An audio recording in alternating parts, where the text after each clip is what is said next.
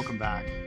This video is going to continue a discussion of my paper as a book chapter called Religious Diversity, Truth, and Tolerance. It came out in a paper called, in a book called Civility and Education in a World of Religious Pluralism, edited by Vincent Biondo and Andrew Fiala with Routledge Press a few years ago. This version of the paper is a little bit different than the one that appeared in the book. It's a little longer and a little more detailed. But I'm going to focus on the second part of the paper. I did a video on the previous part, which dealt with the absurdity of religious relativism. In that video, I argued that religious relativism is just another form of relativism and thus falls prey to the various arguments against it. So in this section, I'm going to talk a little bit about relativism and religious neutrality, and look at the idea that we can exist in a culture that is broadly tolerant of religion, but is also religiously neutral. Now, you might think that might be difficult to do, and we'll see what you think after this section. So, I've argued that that the idea that there's no religious knowledge, that is religious relativism, does not flow from the fact of religious diversity. This does not tell us whether there can or cannot be religious knowledge. This raises the question of what attitude public institutions should take regarding a debate about whether there is religious knowledge and to what extent religious knowledge should be expressed in public belief and practice. In this section, I'm going to consider public neutrality and tolerance about religious knowledge. So we might maintain that the state ought to maintain pure neutrality with respect to religious knowledge. Thus, the state ought to maintain the following proposition. N. Either there is religious knowledge or there is not religious knowledge. So it's either RK, right? Religious knowledge, or there's not RK. This seems logically straightforward, but it's difficult to consider whether N can apply at all in debates about the proper state attitude toward the expression of RK in public life. RK stands for religious knowledge. Both state permission and state denial of RK in public life seem to violate N. If the state permits the expression of RK, then it appears to be denying not RK. And if the state denies the expression of RK, then it appears to be advocating not RK. The state cannot both affirm and deny RK. So doing so would contradict N, so is N impossible to maintain for a state. Again, proposition N is just the proposition that let's see. N is just the proposition that there is religious knowledge or there's not religious knowledge. It's just logical disjunction. Okay.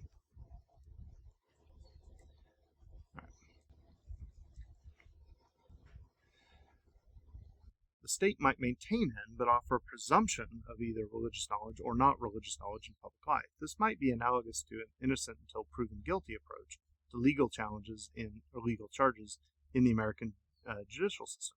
Which side, RK, as religious knowledge or not religious knowledge, should be presumed is now the question. Presuming RK allows the expression of RK in public life, and presuming not RK disallows the expression of RK in public life.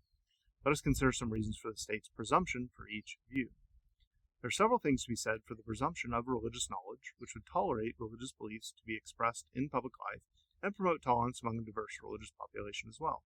First, there are historical reasons. One might argue that given the real historical development of liberal democracies by means of RK type religious knowledge type beliefs, especially within the American context, for example, references to the Creator in the Declaration of Independence, it is impossible and undesirable to purge all reference and use of theological and religious concepts from political and public life. These concepts contributed by the possibility of the form of self-governance enjoyed by a constitutional republic such as the United States. One could argue that the very ideas of the American form of government are conceptually coextensive with such religious items of religious knowledge. Second, one might argue that the majority of the citizenry maintains religious knowledge beliefs, and that in a democratic form of self-government, the wishes of the people ought to be respected and instituted within public policies and practices of the state. This line of reasoning might be plausible unless it comes into conflict with beliefs of those who maintain the negation of religious knowledge, leading to intolerance of religious unbelievers. In such cases, the state would have an obligation to maintain N at the expense of limiting those religious knowledge beliefs, which conflict with those that are opposed to items of religious knowledge. Thus, tolerance is a result of both a commitment to state neutrality about religious knowledge combined with a commitment to full expression of religious or irreligious viewpoints.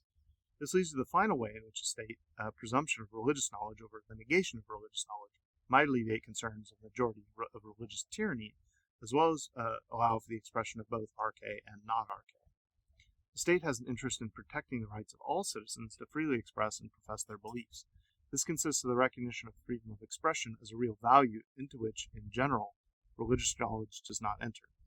Does presuming arche limit freedom of expression of those who maintain not arche?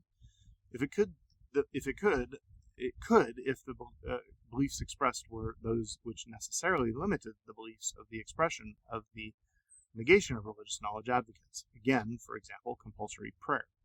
In such cases, the state, while presuming religious knowledge, could limit religious knowledge practices in those contexts where religious knowledge beliefs limit the expression of those who oppose the expression of religious knowledge beliefs. Thus, the state, by recognizing the value of freedom of expression together with a limited presumption of religious knowledge, would allow for all expressions of religious knowledge beliefs which do not compel the negation of religious knowledge advocates to act contrary to their beliefs. What about the state presumption of the negation of religious knowledge? There are several things to be said in favor of the state presumption of the negation of religious knowledge. First, one could argue that advocating religious knowledge actually undermines democratic secular values. This might be true in some cases. There are religious beliefs which can undermine the values of Western liberal democracy.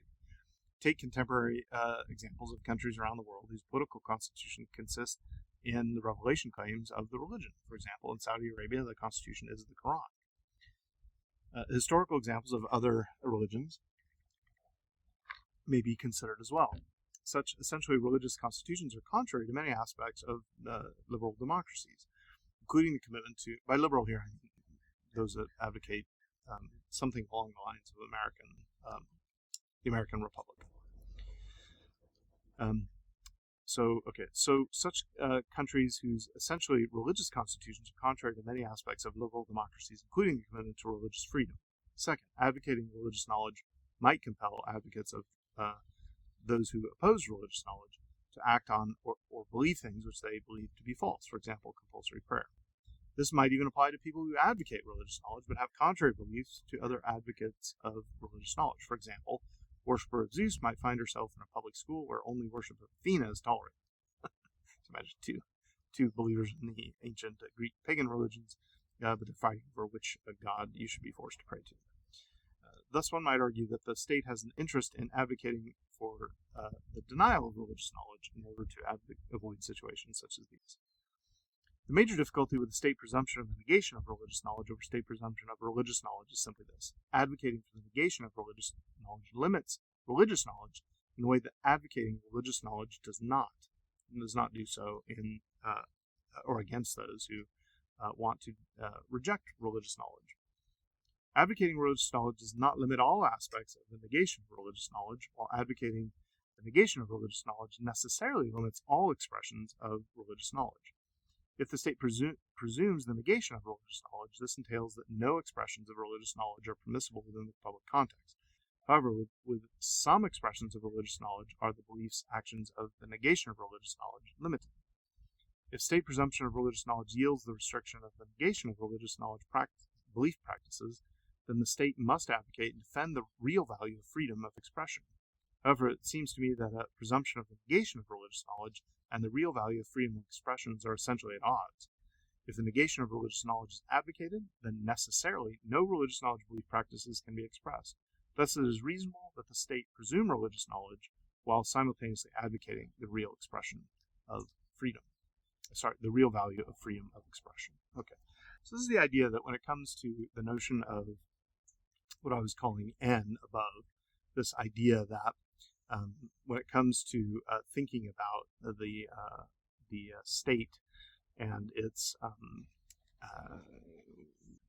neutrality, like the state has pure neutrality. So pure neutrality, I would say, would be advocating a disjunctive claim that either there is religious knowledge or there's not religious knowledge, right? So should the state just advocate that? And I think you can say, well, yeah, the state can do that. But then there's the question of the expression of religious knowledge in public life. And what I'm advocating here is that the attempt to affirm the second disjunct in that disjunct, that there either is religious knowledge or there's not, making that the quote-unquote neutral place, is mistaken.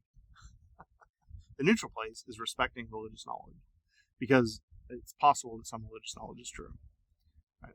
And given that possibility, barring its limitation on constraints against those who oppose it, then it seems like the presumption of the state should be towards the expression of religious knowledge claims. That seems to me more reasonable than, in other words, advocating the first form of the neutrality disjunct, that there is religious knowledge, is better politically and socially than advocating the second. And I've tried to outline some of those ways in this video. Thanks for watching. Stay psyched, Grom. You!